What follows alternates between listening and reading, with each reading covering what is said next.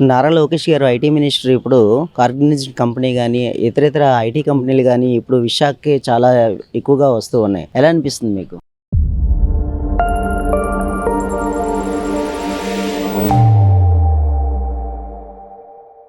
ఇది చాలా మంచి ఫార్వర్డ్ స్టెప్ అనుకోవచ్చు. ఎందుకంటే ఇంతవరకు చూసినట్టయితే లాస్ట్ 5 ఇయర్స్‌లో మనకెప్పుడు అంటే కంపెనీస్ గానీ, లేకపోతే ఇంకేమైనా డెవలప్‌మెంట్ గానీ మనకంటే ఐటీ పరంగా అయితే నాకు జరిగినట్టుగా నాకు స్టూడెంట్ పరంగా నాకైతే అనిపియలేదు. నాకు తెలిసినంత వరకు నేను చూడలేదు. బట్ ప్రెజెంట్ ఆ గూగుల్ గానీ, లేకపోతే కొత్త కంపెనీస్ గానీ, ఇన్ఫోసిస్ గానీ ఇట్లా ఇవన్నీ డెవలప్‌మెంట్ అవ్వడం వల్ల స్టూడెంట్స్‌కి అనేది ఫార్వర్డ్‌గా జాబ్స్ గానీ, అంటే ఎంప్లాయ్‌మెంట్ ఆపర్చునిటీస్ గానీ, లేకపోతే ఫార్వర్డ్ కంపెనీస్ గానీ ఇక్కడ ఇన్వెస్ట్ చేయడానికి మంచి పాసిబిలిటీ అయితే ఉంటది. దీనివల్ల ఎంప్లాయ్‌మెంట్ ఆపర్చునిటీస్ పెరుగుతది. నెక్స్ట్ ఇంకా వైజాగ్ అనేది ఇంకా డెవలప్ అవుతా ఉంటది. రైట్ నౌ అంటే ముందుతో పోలిస్తే మనకి వైజాగ్ అనేది అందరికీ నోటెడ్ పాయింట్లో ఉంది. ఇప్పుడు ఇంతకు ముందు వైజాగ్ చూసే పాయింట్ ఆఫ్ వ్యూ నుంచి ఇప్పుడు చాలా హైలో చూస్తున్నారు అనమాట. ఓకే, గూగుల్ అనేది వస్తుందంటే Vizag is not a small thing అన్నట్టుగా, లేకపోతే సంథింగ్ బిగ్ అంటే మనం చూసిన దానికన్నా చాలా ఎక్కువే ఉంది వైజాగ్ లో. ఒక టూరిస్ట్ ప్లేస్ గానే కాకుండా ఒక జస్ట్ ఒక టెక్నికల్ హబ్ గా కూడా చూడొచ్చు. నెక్స్ట్ హైదరాబాద్ అనే లా మార్చేలా ఇప్పుడు ఉందనే పాయింట్ ఆఫ్ వ్యూ నాకు నచ్చింది. ఇప్పుడు ప్రెసెంట్ అయితే ఇది చాలా మంచి స్టెప్ అనుకోవచ్చు. ఇప్పుడు ఇన్వెస్ట్మెంట్స్ కానీ ఏమైనా చేయడానికి వైజాగ్ ని ఒక బెస్ట్ పాయింట్ గా చూస్ చేసుకుంటున్నారు. అదర్ దాన్ ఇప్పుడు అంటే హైదరాబాదే కాదు, ఒక ఆంధ్రాలో కూడా ఒక మంచి టెక్నికల్ హబ్ ఉంది, టెక్నికల్ ప్లేస్ ఉంది. ఇక్కడ మనం ఇన్వెస్ట్ చేస్తే మనకి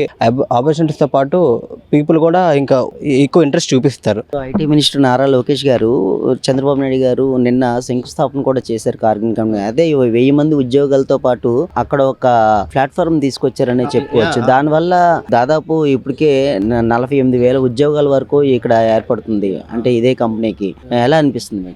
బీటెక్ అయిపోయింది, జాబ్ రావాలంటే ఇంకా హైదరాబాద్ వెళ్ళిపోవాలి. బట్ ఈ మోటివ్ అనేది మారుతుంది అనమాట.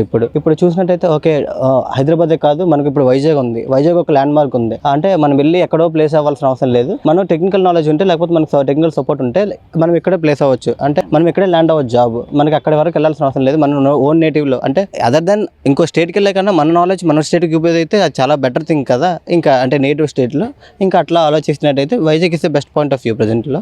ఐటీ మినిస్టర్ నారా లోకేష్ గారు కార్గనైజ్డ్ కంపెనీకి ఇప్పటికే ప్రధానంగా 1000 మంది ఉద్యోగాలతో కంపెనీ కూడా స్టార్ట్ అయితే చేయడం జరిగింది. అంటే 1000 మంది ఉద్యోగాలు ఫస్ట్ ఫేజ్ లోనే ఇప్పుడు నిన్న జరిగినటువంటి శంకుస్థాపన కూడా ఒక బిల్డింగ్ కి శంకుస్థాపన కూడా చేశారు. అందులో భాగంగా ఒక ఏదైతే ఉందో ఆ కంపెనీలో ఒక 1000 మంది ఉద్యోగులు కూడా ప్రెజెంట్ అయితే వర్క్ చేయడానికి కూడా సిద్ధమయ్యారు. ఎలా అనిపిస్తుంది మీకు? యాక్చువల్గా కాగ్నిజెంట్ కంపెనీ అనేది అది ఇక్కడ కంపెనీ కాదు, ఎంఎన్సీ కంపెనీ. అది అక్కడ న్యూజెర్సీలో, అక్కడ ఫారిన్ కంట్రీస్లో వన్ ఆఫ్ ద మంచి బెస్ట్ కంపెనీ. అది అంత మంచి కంపెనీని ఇప్పుడు ఏపీలో తీసుకొచ్చి ఇంతమంది గుడ్ డెసిషన్. మన చంద్రబాబు నాయుడు గారు, ఐటీ మినిస్టర్ నారా లోకేష్ గారు, వీళ్ళందరూ కూడా చాలా హార్డ్ వర్క్తోనే ఎంఎన్సీ అంత మంచి కంపెనీని తేయడం అనేది it's not a very easy task. ఎంత మందితో మాట్లాడి, ఎంత హార్డ్ వర్క్ చేసి, ఎంత చేసి ఇక్కడికి ఇప్పుడు ఏపీలోకి తీసుకొచ్చి ఇప్పుడు మనం ఇండియాలో ఉన్న వాళ్ళు కానీ, లేకపోతే ఇక్కడ ఇండియాలో ఉన్న స్టేట్స్ వాళ్ళు కానీ ఇప్పుడు ఫారెన్ వెళ్ళి పేరెంట్స్కి కష్టంగా ఉండి, పేరెంట్స్ని దూరంగా పెట్టి అక్కడికి వెళ్ళి చేయాల్సిన అవసరం ఉండదు. ఇంత మంచి కంపెనీస్ని ఇంకా ఇక్కడికి తీసుకొని వచ్చి ఇక్కడ ఎస్టాబ్లిష్ చేస్తే ఇక్కడే ఎంప్లాయ్మెంట్ పెరుగుతుంది కదా. ఇండియాలోనే అన్ఎంప్లాయ్మెంట్ అనేది మెల్లమెల్లగా తగ్గుతుంది. అండ్ అక్కడ ఫారిన్ కంట్రీస్ వాళ్ళకి మన స్కిల్స్ ఉపయోగించాల్సిన అవసరం లేదు. మన స్కిల్స్ ఇక్కడ ఇండియాలోనే వాడుకోవచ్చు మనం. సో పేరెంట్స్ కి కూడా వాళ్ళ పిల్లలతో ఇక్కడే ఉండి, ఇక్కడే మొత్తం చూసుకొని మొత్తం ఇక్కడే చేసుకోవచ్చు. ఇంకా ఈ కంపెనీస్ కాకుండా ఇంకా పెద్ద కంపెనీస్ ఉన్నాయి ఫారిన్ కంట్రీస్ లో. ఆ కంపెనీస్ కూడా ఇక్కడ తీసుకొచ్చేస్తే ఇక్కడ ఇంకా మోస్ట్లీ ఇండియన్స్ అక్కడికి వెళ్ళాల్సిన అవసరం లేదు, వెళ్ళి అక్కడ పనిచేయాల్సిన అవసరం లేదు. ఇక్కడ మన ఇండియాలోనే చక్కగా పేరెంట్స్ తో ఉంటూ హ్యాపీగా పేరెంట్స్ ని చూసుకుంటూ ఇక్కడే హ్యాపీగా ఉండొచ్చు. ఎంప్లాయ్మెంట్ అనేది కూడా చాలా వరకు తగ్గించేస్తారు ఇలా చేసుకుంటే. ప్రధానంగా చూసుకున్నట్టయితే విశాఖపట్నంలోనే అనేక రకాల ఐటీ కంపెనీలతో ముందడుగు వేస్తుంది మరి ఏపీ ప్రభుత్వం. అదే ముఖ్యంగా చెప్పాలంటే నారా లోకేష్ గారికి ఏం చెప్పాలనుకుంటున్నారు? ఆయనకి ఏం చెప్దాం అనుకుంటున్నా, ఇప్పుడు ఆల్రెడీ ఆయన మంచి పనులే చేస్తున్నారు. ఇప్పుడు అంత ఎంఎన్సీస్ అనేది అంత ఫారెన్ కంపెనీస్ని తీసుకొచ్చి ఇక్కడ ఎస్టాబ్లిష్ చేస్తున్నారంటే అది ఆల్రెడీ మంచి పనే. సో అదే విధంగా ఇంకా కొన్ని కంపెనీస్ ఇంకా ఏవైతే కొంచెం పాపులర్గా ఉన్న కంపెనీస్, కొంచెం ఎక్కువ ఎంప్లాయ్మెంట్ పెంచే కంపెనీస్ అలాంటివి తీసుకొచ్చి ఇక్కడ ఏపీలో, ఇండియాలో ఎస్టాబ్లిష్ చేస్తే ఇంకా ఎక్కువ ఎంప్లాయ్మెంట్ అనేది ఉంటుంది. ప్లస్ అన్ఎంప్లాయ్మెంట్ అనేది ఇంకా పూర్తిగా ఆల్మోస్ట్ తగ్గిపోయేలాగా ఆయన అదే చేస్తున్నారు. అదే దారిలోనే ఉన్నారు, డెవలప్ చేయడానికే చూస్తున్నారు. కాబట్టి సో ఆయన కూడా అవే మంచి కంపెనీస్ అవి తీసుకొచ్చి పెడుతున్నారు ఇక్కడ. ఐటీ మినిస్టర్ నారా లోకేష్ గారు, చంద్రబాబు నాయుడు గారు కార్గనైజెంట్ కంపెనీకి నిన్న శంకుస్థాపన అయితే చేయడం అయితే జరిగింది. అయితే ఒక బిల్డింగ్ కూడా కేటాయించి ఆ బిల్డింగ్ లో 1000 మంది ఉద్యోగులతో పాటుగా స్టార్ట్ కూడా చేయడం అయితే జరిగింది. ఎలా అనిపిస్తుంది? విశాఖపట్నంలోనే ఈ ఐటీ సంస్థలు అనేక రకాల సంస్థలు ఇక్కడ వస్తున్నాయి కదా, ఎలా అనిపిస్తుంది మీకు? సో ఏంటంటే ఫస్ట్ దీనివల్ల ఏంటంటే అన్ఎంప్లాయ్మెంట్ అనేది బాగా రెడ్యూస్ అవుతుంది, తగ్గుతుంది. సో అందరికి ఎంప్లాయ్మెంట్ అనేది దొరుకుతుంది. సో ఫస్ట్ ఫేజ్ లోనే 1000 మెంబర్స్కి ఎంప్లాయ్మెంట్ ఇచ్చారు అంటే సెకండ్ ఫేజ్లో 8000 మెంబర్స్కి వస్తుంది. అంటే దీనివల్ల ఏంటంటే అన్ఎంప్లాయ్మెంట్ అనేది తగ్గిపోయి ఎంప్లాయ్మెంట్ పెరుగుతుంది. సో ఏంటంటే మన స్టేట్లోనే డెవలప్మెంట్ అనేది ఫాస్ట్గా జరుగుతుంది. సో వేరే కంట్రీ నుంచి మన కంట్రీలోకి ఇంత పెద్ద కంపెనీస్ని ఎస్టాబ్లిష్ చేయడం అంటే అది మామూలు విషయం కాదు. అంటే ఇప్పుడు మీరు చూసుకున్నట్టయితే ప్రధానంగా విశాఖపట్నాన్ని ఐటీ కంపెనీలన్నీ ఒకే చోట ఉండేటట్టుగా కృషి చేస్తున్నా ఉన్నారు. ఎలా అనిపిస్తుంది? ఫర్ ఎగ్జాంపుల్ గూగుల్ తీసుకున్నాము అంటే అది వరల్డ్ వైడ్ యూజ్ చేస్తారు. సో అలాంటి కంపెనీస్ మనం ఉన్న స్టేట్ లో పెడుతున్నారు అనేసి అంటే చాలా హ్యాపీ అనే అనుకోవాలి. సో దానివల్ల ఏంటంటే ప్రతి ఒక్కరికి యూజ్ ఉంటుంది అనమాట.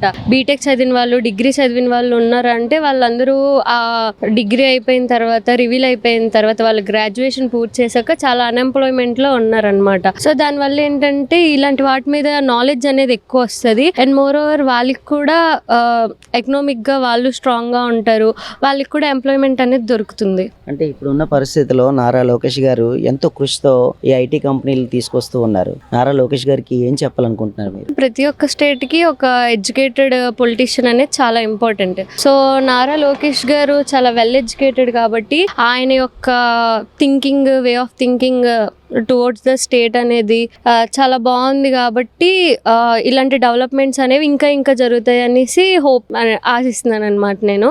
తర్వాత ఇంకా ఈ కంపెనీసే కాకుండా ఇంకా కంపెనీస్ అనేది మన స్టేట్లోకి వచ్చి మన స్టేట్ కూడా one of the best state అనేసి అనిపించుకోవాలన్నమాట. సో అలా అనిపించుకోవాలంటే నారా లోకేష్ గారు లాంటి వాళ్ళు మన సీఎంగా ఉంటే అవుతుంది. నెక్స్ట్ కార్గనైజెంట్ కంపెనీ ఇప్పుడు విశాఖలో ప్రారంభం అయితే అయింది. ఇప్పుడు ఐటీ మినిస్టర్ నారా లోకేష్ గారు కానీ చంద్రబాబు నాయుడు గారు శంకుస్థాపన కూడా చేస్తారు. ఒక బిల్డింగ్ ని కూడా కేటాయించి దాంట్లో 1000 మంది ఉద్యోగులతో పని కూడా ప్రారంభం అయింది. ఎలా అనిపిస్తుంది మీకు? సార్ నైస్ ఇనిషియేషన్ సార్ ఇది. ప్రీవియస్ గా మనం పోల్చుకున్నప్పుడు గవర్నమెంట్ ఏదైనా కానివ్వండి, ప్రీవియస్ గా వస్తున్నప్పుడు ఏంటంటే ఇన్ఫ్రాస్ట్రక్చర్ మీద కానీ, కంపెనీ వైడ్ కానీ, లేకపోతే అంటే టోటల్ ఏదైతే సాఫ్ట్వేర్, మెయిన్ సాఫ్ట్వేర్ ని వాళ్ళు ల్యాక్ ఆఫ్ వదిలేసారు సార్. ఈ రోజు అలా రావడం వలన ఈ రోజు అంటే మనం ఈ ఆంధ్ర యూనివర్సిటీ పరిధిలో ఉన్న అన్ని కాలేజీలు అవ్వచ్చు, స్టూడెంట్స్ అవ్వచ్చు, ఎక్కడికి వెళ్ళి మనం జాబ్ చేయాల్సి వస్తుంది సార్. ఈ అంటే ఇంత కాంపిటేటివ్ ప్రపంచం ప్రెసెంట్ అంతా కూడా చాలా కాంపిటేటివ్ ప్రపంచం సార్. ఈ కాంపిటేటివ్ ప్రపంచంలో మనం బెంగళూరు అనో, హైదరాబాద్ అనో, లేకపోతే చాలా ఫర్లాంగ్ సార్, అహ్మదాబాద్ అనో ఎక్కడికి వెళ్ళి మన స్టూడెంట్స్ చుట్టుపక్కల ఉండే ఈ బ్యాక్గ్రౌండ్ అంటే ఇక్కడ మన బాగా బ్యాక్గ్రౌండ్ జిల్లాలు అయినటువంటి శ్రీకాకుళం, విజయనగరం, విశాఖపట్నం, ఈ 3 జిల్లాల పీపుల్ అందరూ కూడా హైలీ ఇంటెలిజెంట్ ఫీల్ అవుతారు సార్.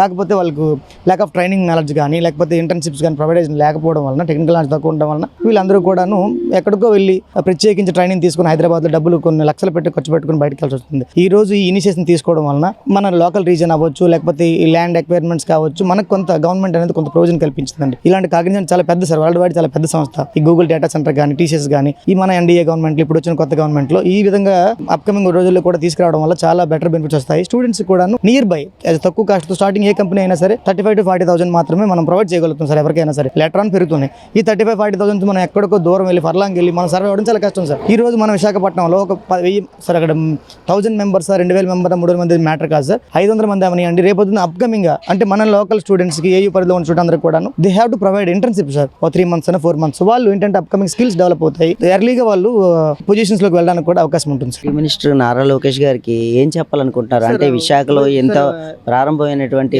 ఐటీ సంస్థలకి ఆయన ఎంతో కష్టపడి తీసుకొస్తూ ఉన్నారు. ఆయనకి ఏం చెప్పాలనుకుంటున్నారు? సార్ మేము యాజ్ అ లాస్ట్ స్టూడెంట్స్ గా our education minister trying to very much experience in IT knowledge sir. But ఈయన ఈ మధ్య కాలంలో మనకి ఆయన ఒక ఇనిషియేషన్స్ చాలా బెటర్ గా ఉన్నాయి సార్. ఫర్దర్ గా అంటే ఇప్పుడు వరకు చేసిన ఎడ్యుకేషన్ మినిస్టర్లు ఇటువంటి ఎంత కృషి చేయడం అనేది మాకు చాలా గర్వకారంగా ఉంది. అంటే ఇప్పుడు ఇటీవల కాలంలో చూసుకున్నట్టయితే గూగుల్ కానీ, టీసీఎస్ కానీ, అంటే అనేక ఐటీ సంస్థలన్నీ మన విశాఖకే ఎక్కువగా రావటం అనేది ఎలా అనిపిస్తుంది సార్? యాక్చువల్గా రావాలి సార్, దాని నీడ్ ఉంది. ఎందుకంటే సార్ మనం బైఫర్కేషన్ 2014 ఆఫ్టర్ బైఫర్కేషన్ తర్వాత ఆంధ్ర చాలా వెనుకబడి ఉన్నాం సార్. ఎస్పెషల్లీ ఏంటంటే మనకి కార్పొరేట్ సెక్టర్లో మనం చాలా ఏదైనా ఇన్కమ్ అవ్వచ్చు, కార్పొరేట్ ట్యాక్స్ అవ్వచ్చు, అన్ని రకాలుగా మనం చాలా వెనుకబడి ఉన్నాం. ఇప్పుడు వన్ కంపేర్ టు హైదరాబాద్తో పోల్చుకుంటే మనం సార్ ఇండియాకి, అమెరికాకి 10-50 years అంత డ్రాబ్యాక్లో ఉన్నాము. అట్ ది సేమ్ టైం హైదరాబాద్తో కాంపిటేట్ ఇవ్వాలనుకుంటే అది విశాఖపట్నమే sir.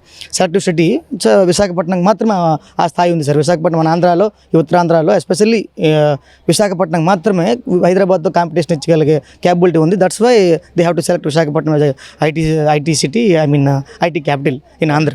IT minister Nara Lokesh గారు ఎంతో కష్టపడి ఇప్పుడు కార్గ్నిజెంట్ కంపెనీ కూడా ఈ ప్రారంభమైంది. నిన్న ప్రారంభమైన చంద్రబాబు నాయుడు గారు కూడా శంకుస్థాపన చేసి ఒక బిల్డింగ్ కూడా కేటాయించి 1000 మంది ఉద్యోగాలతో ఇప్పుడు కంపెనీ కూడా సంస్థ రన్ అయ్యేటట్టు చేశారు. ఎలా అనిపిస్తుంది మీకు? విశాఖపట్నం యువతగా ముఖ్యంగా ఉత్తరాంధ్ర ఏదైతే వెనకబడిన ఉత్తరాంధ్ర రాష్ట్రంలో వెనకబడిన జిల్లా అని అనుకుంటామో, ఇప్పుడు నేను ఒక యువతగా ఉత్తరాంధ్ర స్థానికుడిగా ఇది చాలా గర్వపడి సంతోషపడే విషయం అండి. ఎందుకంటే ఈయన చంద్రబాబు నాయుడు గారు అలానే ఇప్పుడు లోకేష్ బాబు గారు కూడా ఈయన ఏంటంటే అధికారంలోకి రాకముందు ఎలక్షన్స్లోనే వెళ్ళే ముందు వారు ఏమన్నారంటే, యువతకి మేము అత్యధిక స్థాయిలో మేము వారికి ఎంప్లాయ్మెంట్ కలగజేసి 2 లక్షల పైబడి ఉద్యోగాలు తీసుకొస్తాం, కొత్త సెక్టర్ని ఓపెన్ ఎకానమీ పాలసీని తీసుకొస్తాం అని చెప్పేసి వారు అప్పుడు ప్రామిస్ చేశారు. ఆ విధంగానే ఇప్పుడు రాష్ట్రంలో ఆయన అధికారం చేపట్టినప్పటికీ నిన్న కాక మొన్న చూసుకోగలిగితే ఒక global investors, giant global investors, Google కానీ అలానే అదానీ డేటా సెంటర్స్ కానీ, తర్వాత ఇప్పుడు నిన్న కాక మొన్న కాగ్నిజెంట్ కానీ, ఇటువంటివి ఎన్నెన్నో కొత్త గ్లోబల్ ఇన్వెస్టింగ్ కంపెనీస్ అన్నిటిని కూడా ఈరోజు విశాఖపట్నం తీసుకురావడం వల్ల విశాఖపట్నం యువత చాలా గర్వపడుతూ ఇటువంటి కంపెనీల్లోని ఉద్యోగాలు చేసుకోవాలని ఆసక్తితో ఉన్నారు. వారందరికి కూడా తప్పకుండా ఇది ఒక మంచి శుభదినం, శుభ సంకేతం అని చెప్పేసి మేము అందరం కూడా భావిస్తూ, ఇలాంటి విషయాలు ఇంకా ఎన్నో రావాలని చెప్పి కూడా మేము భావిస్తున్నాం.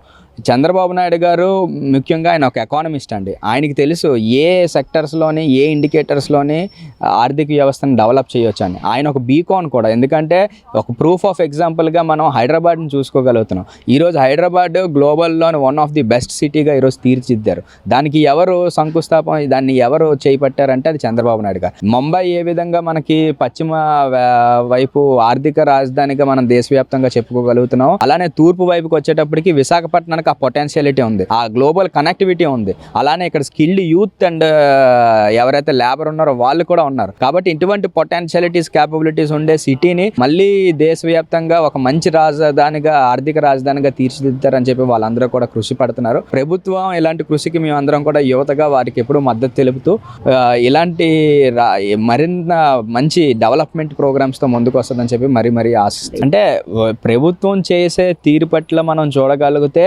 ఆయనకంటూ ఒక విజన్ ఉంటుంది. అంటే ఇప్పుడు ఉత్తరాంధ్ర వరకు వచ్చేటప్పటికి ఏంటంటే మనకి ఇక్కడ ఉండే ఎవరైతే స్కిల్డ్ యూత్ ఉన్నారో వాళ్ళు ఉద్యోగాల కోసం అని చెప్పేసి హైదరాబాదు, బెంగళూరు లేకపోతే చెన్నై ఇలాంటి దగ్గరగా ఉండే కొన్ని సిటీస్కి వెళ్ళి పనిచేసుకునే పరిస్థితి ఉండేది. కానీ వీరేంటంటే వాళ్ళకి ఆ పొటెన్షియాలిటీస్ ఎక్కడెక్కడ ఉన్నాయని ఐడెంటిఫై పెట్టితే అది రాష్ట్రం ఎదుగుతుంది, గ్లోబల్గా మనం దీన్ని తీర్చిదిద్దుతుంది అనే ఒక విజన్ తోటి ఆయన ఈ ఉత్తరాంధ్రకి, అలాంటిది విశాఖపట్నానికి ప్రత్యేకంగా ఇలాంటి ఐటీ కంపెనీస్ అన్ని తీసుకొని రావాలని చెప్పేసి ఇక్కడ అటువంటి ఇకో సిస్టమ్ని ఆయన తయారు చేస్తున్నారు. కాబట్టి ఇక్కడ యువతకి అదంతా కూడా చాలా మంచి సంకేతం. ఎందుకంటే ఇక్కడ ఇది కేవలం ఈ ఒక్క కంపెనీతో ఆగదు. ఆయన ప్లాన్లో ఏంటంటే ఇది ఒక ఐటీ సిటీగా, ఒక ఐటీ హబ్గా ఆయన తయారు చేయగలుగుతున్నారు. దాంతోపాటు ఇప్పుడు ఆయన ఏఐ యూనివర్సిటీ కూడా ఒకటి అనౌన్స్ చేయబోతున్నారని చెప్పేసి దగ్గరలో మాకు తెలిసింది. అటువంటివి ఇంకా మరెన్నో ఈ ఎస్టాబ్లిష్మెంట్స్ అనేవి వైజాగ్ రాగలిగితే ఇప్పుడు ఈ ఆంధ్ర యూనివర్సిటీ ఎలా అయితే ఉందో అలానే ఆ ఏఐ యూనివర్సిటీ మరిన్ని ఇంకా గ్లోబల్ వైజ్ పేరు పొందిన యూనివర్సిటీస్ అన్ని రాగలిగితే డెఫినెట్లీ ఆ ఈకో సిస్టమ్ ఇక్కడ క్రియేట్ అవుతుంది.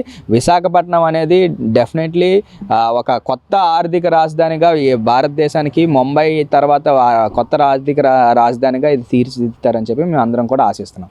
కాగ్నిజెంట్ అనే ఒక ఇంటర్నేషనల్ ఎక్స్పోజ్డ్ కంపెనీ ఈరోజు ఆంధ్ర రాష్ట్రంలో మరీ ముఖ్యంగా ఉత్తరాంధ్ర విశాఖపట్నంలో రావడం అనేది ఈ విశాఖపట్నం యువత అంతా కూడా చాలా సంతోషపడాల్సిన విషయం అండి. ఎందుకంటే అటువంటి ఒక ఇంటర్నేషనల్ కంపెనీ ఈరోజు అంత త్వరగా వచ్చి అంత స్పీడ్ ఫేజ్లోనే ఒక కంపెనీ ఎస్టాబ్లిష్ చేయడం అనేది, అదే కాకుండా ఫస్ట్ ఫేజ్లోనే వాళ్ళు 1000 మంది ఉద్యోగస్తుల్ని, యువతని వాళ్ళందరూ కూడా రిక్రూట్ చేసుకోవడం అనేది, అలానే రానున్న సెకండ్ ఫేజ్లో కూడా వాళ్ళు 8000 పైబడి ఉద్యోగాలు తీస్తామని చెప్పేసి వాళ్ళు హామీ ఇవ్వడం కూడా ఇది యువత అంతా కూడా చాలా ఆశాభావంతో చాలా సంతోషపడుతూ కృతజ్ఞత చెప్పుకునే స్థాయిలో ఈరోజు అందరం కూడా ఉన్నాం.